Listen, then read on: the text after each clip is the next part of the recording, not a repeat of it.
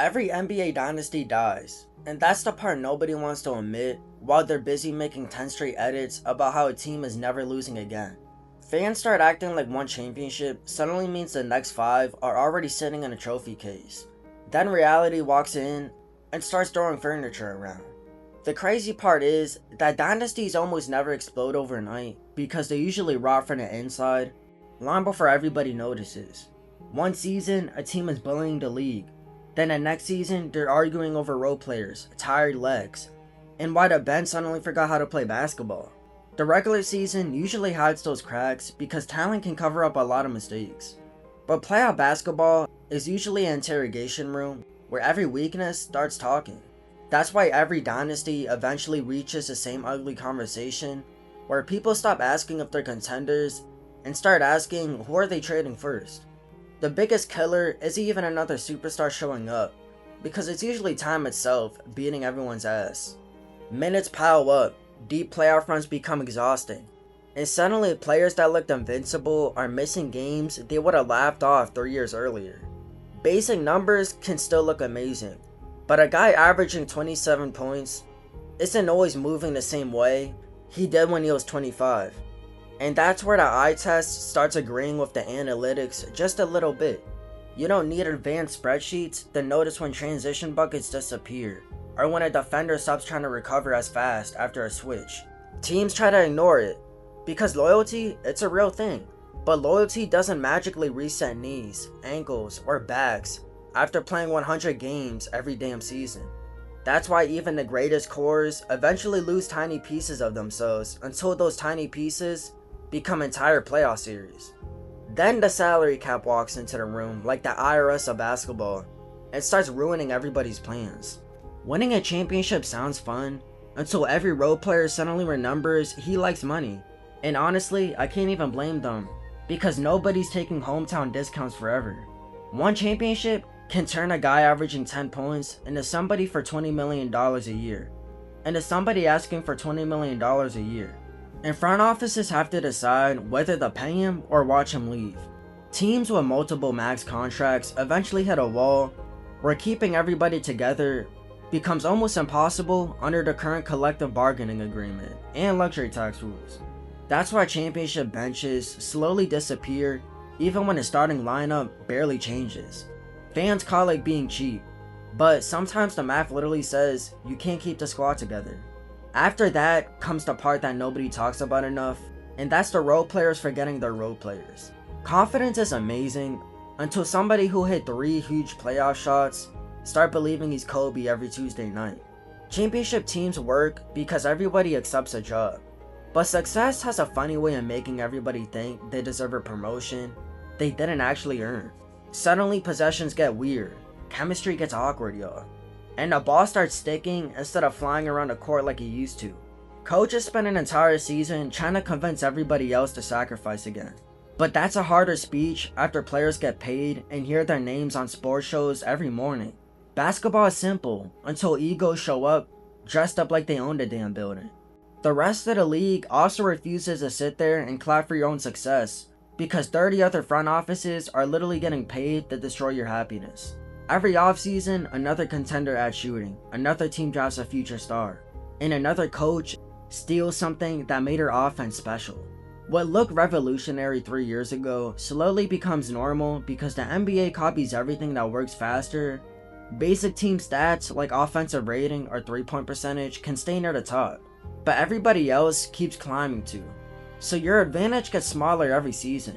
That's why repeating is so much harder than winning once, because the entire league spends months studying how to beat you specifically.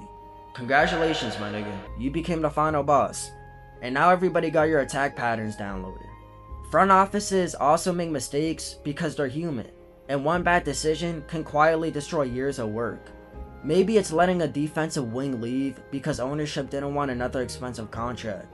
Or maybe it's trading Jaylen Brown for a 37-year-old fucking Paul George. Those moves don't always look terrible immediately, except the Jaylen Brown trade, which is why fans argue about them for months before realizing what actually happened.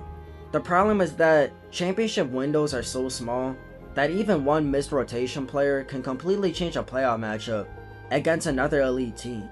That's why smart organizations constantly chase depth instead of assuming yesterday's formula automatically wins tomorrow. Dynasties don't collapse because one move is horrible. They collapse because 5 decent looking moves slowly stack into one massive problem. The media also deserves a little smoke because they love building impossible expectations just so they can laugh when those expectations fall apart.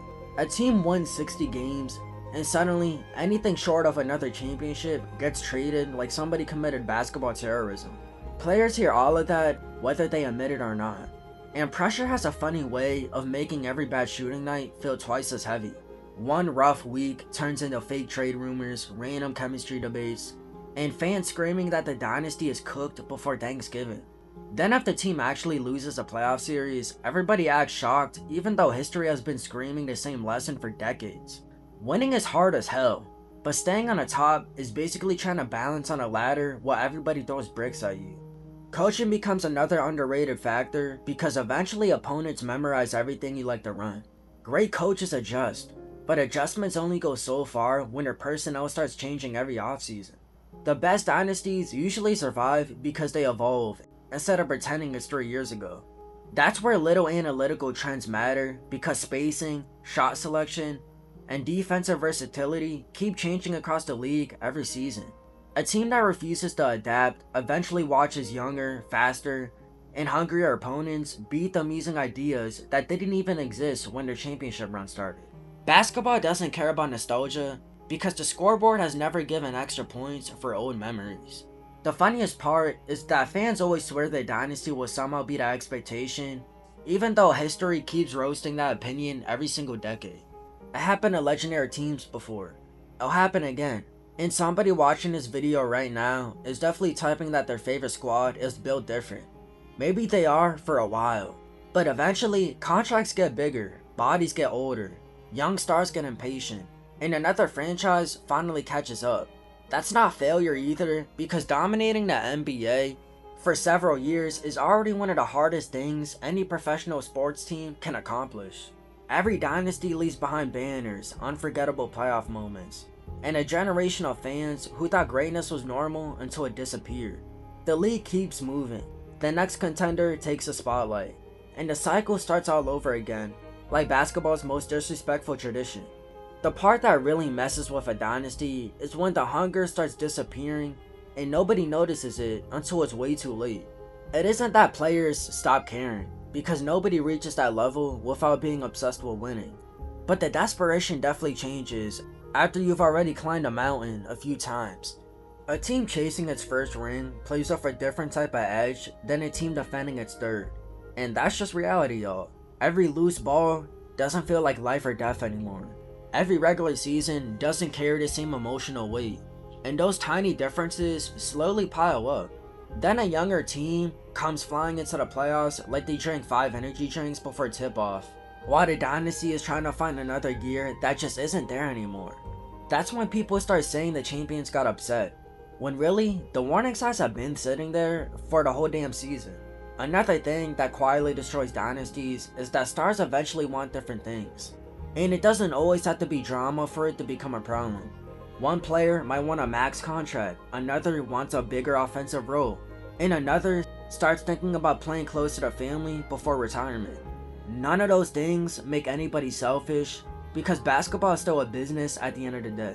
But when your entire championship course starts reaching different stages of life at the same time, keeping everyone on the exact same page, it's impossible.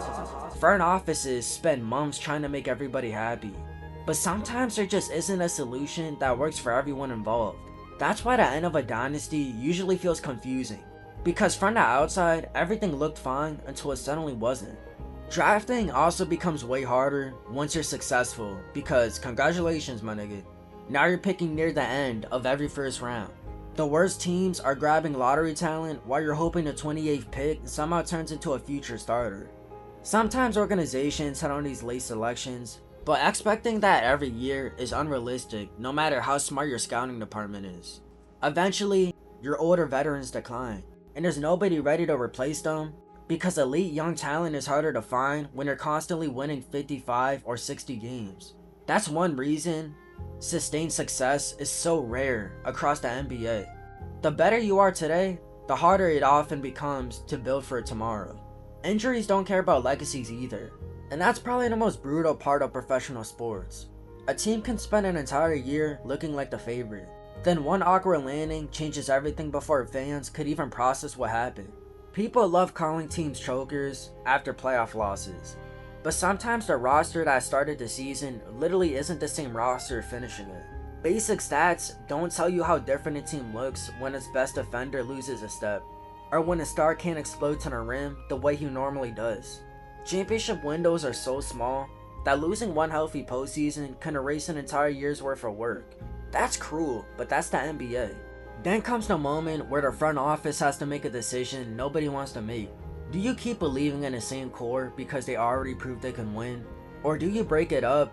Or do you break it apart 1 year early instead of 1 year late? Fans almost always hate whichever choice gets made because both options come with real risk. If you keep everyone together and loose, people say you held on too long. And if you trade somebody too early, people say you destroyed a championship team for no reason. There isn't a perfect answer because every dynasty reaches that crossroads eventually. The hardest move in basketball is often admitting that yesterday's formula isn't guaranteed to work tomorrow. Coaches feel that pressure too, because eventually every loss gets blamed on them, even if the roster simply isn't as good anymore. The same coach who looked like a genius during the championship years suddenly gets called overrated because a few role players left in free agency. That's one of the most unfair parts of coaching in the NBA. Systems only work when the personnel fits, and losing even one versatile shooter or defender can completely change how a team functions. Good coaches adjust, but they can't magically create talent that isn't on a roster anymore. Sometimes the playbook stays elite while the roster slowly stops matching it.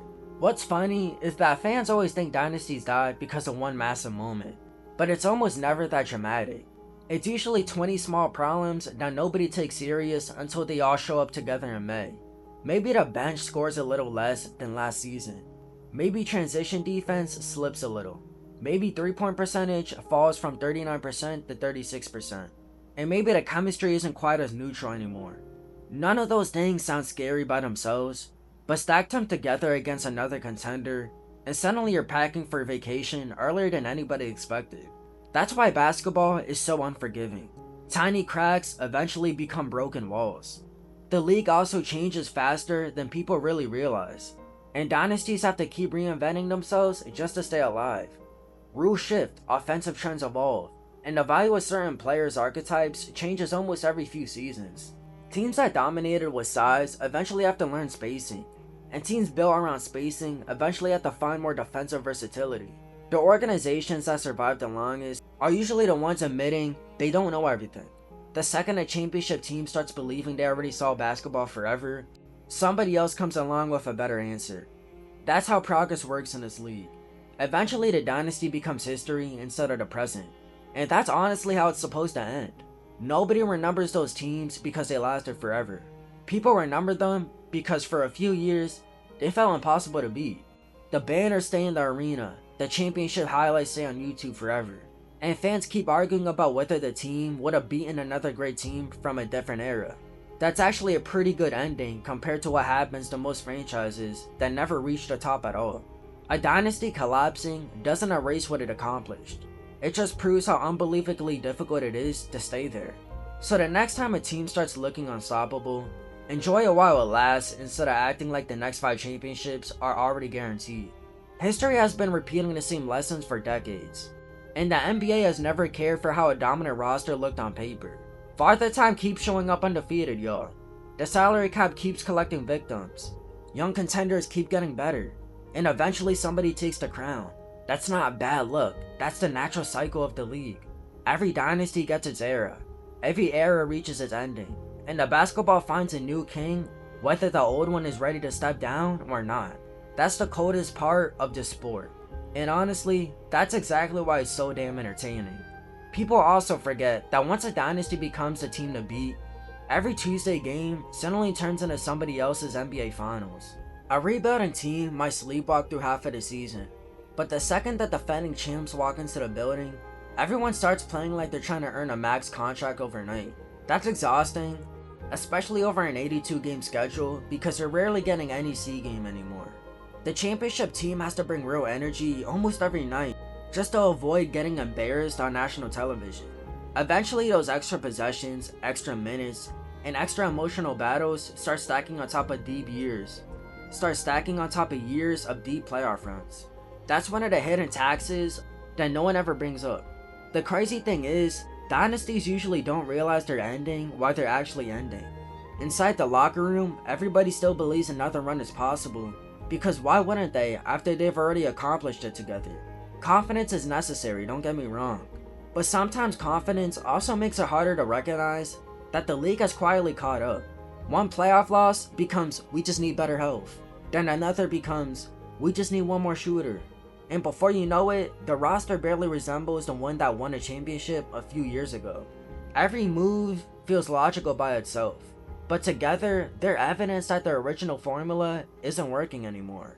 That's why the fall usually feels slow until one season it suddenly feels fast. Another reason dynasties collapse is because younger stars eventually stop being scared of the old guard. At first, they'll grow up watching these championship teams and almost treating them like superheroes. But everybody's respect turns into confidence. The new generation starts saying, why not us? Instead of wondering if they can be along the same court. That's when playoff series become completely different, because fear disappears and talent starts taking over. Basketball has always been a league where every era eventually hands the keys to the next one. Nobody keeps them forever, no matter how legendary they are. Fans also underestimate how difficult it is to replace leadership once veteran voices leave the building. Everybody notices when a star gets traded, but sometimes losing a guy who kept the locker room together hurts almost as much.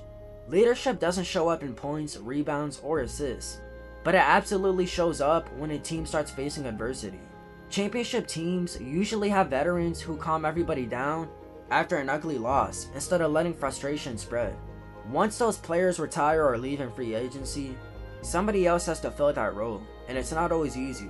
Sometimes the basketball talent is still there while the identity quietly disappears. There are also moments where organizations become victims of their own success before expectations stop making any damn sense. A 54-win season would be celebrated by almost every franchise in basketball. But for a dynasty, it's treated like a crisis meeting. Suddenly everybody's talking about a decline, even though the team is still one of the best in the league. That constant pressure forces front offices to make aggressive decisions instead of patient ones, because nobody wants to be accused of wasting another championship opportunity. Sometimes those moves work, but sometimes they speed up the collapse instead of preventing it. Chasing perfection can end up destroying something that was already really good. Another overlooked factor is simple chemistry, because you can't just plug in new names into old championship lineups and expect identical results. Basketball isn't a video game. It isn't a video game where every player keeps the same overall rating no matter who they're playing with. Some teammates naturally bring out the best in each other through spacing, communication, and trust built over years together.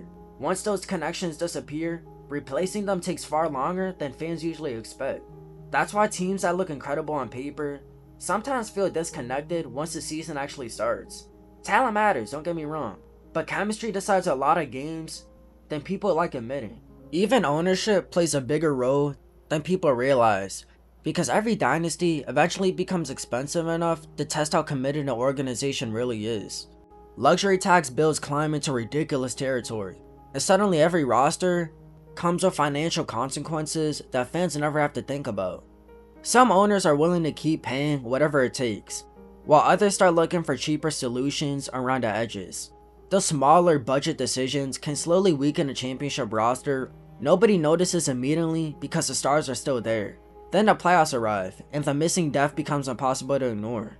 The funniest part is watching history after the dynasty finally ends. Players who were called unstoppable suddenly get labeled overrated. Coaches who were praised as geniuses become carried, and role players magically become replaceable in hindsight. That's just how conversations work in sports, because people love acting like the ending erased everything that came before it. In reality, winning even one championship requires talent, health, timing, chemistry, and a little luck all combining together at once. Doing it multiple times is one of the rarest accomplishments in professional sports. That's why dynasties deserve respect even after they fall apart. At the end of the day, every dynasty is basically racing against a clock nobody can stop. it isn't just trying to beat the other 29 teams. It's trying to beat aging, injuries, contracts, changing strategies, and a natural evolution of the league all at the same time. Maybe a league survives those challenges for 3 years, maybe 5, maybe even longer, if everything lines up perfectly. But eventually one of those obstacles finally lands the punch that changes everything. That's never meant the champions suddenly become bad. It usually just means the league has finally caught up to them. So whenever people ask why every NBA dynasty eventually collapses, the answer isn't one dramatic moment or one terrible decision. It's dozens of small problems slowly building until one team that once looked untouchable finally starts looking human. Basketball history has repeated that cycle over and over because the league is designed to keep changing, not to let one team rule forever. Every championship window eventually closes, and every roster eventually changes, and every legend eventually passes the torch to someone else. That's not the sad ending of a dynasty. That's the reason that NBA never runs out of stories to tell. But that's just my thoughts, man. Let me know what y'all think in the comments. Leave a like, subscribe, turn on notifications, and until later, I'll see you on Mars. Peace. ATL, Jacob, ATL, telling me you falling out of love with me. Hope you can find someone to love you better than I did. Taking our memories on love and treating it like nothing. Taking our memories on love and treating it like gossip. It's my love for my grandmother make me gentle when I care for you. Tell me you're falling out of love, breaking my heart in two.